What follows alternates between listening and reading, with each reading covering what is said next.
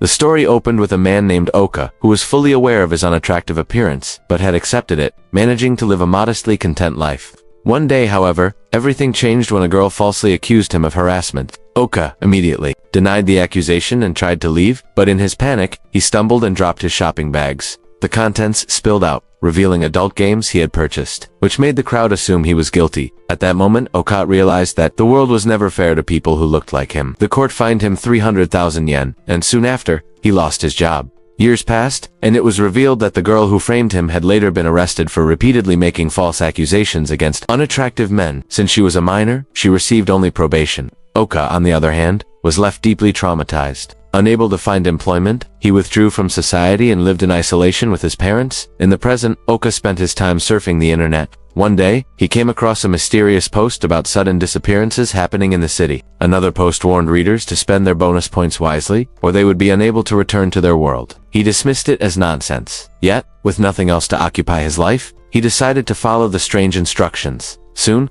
a notification appeared on his screen, asking if he was ready to begin a new life. The message warned that returning would cost half his lifespan. Assuming it was a virus, Oka clicked next anyway. A character creation form opened before him. He immediately set his appearance to the lowest possible value and was surprised to see that doing so earned him bonus points.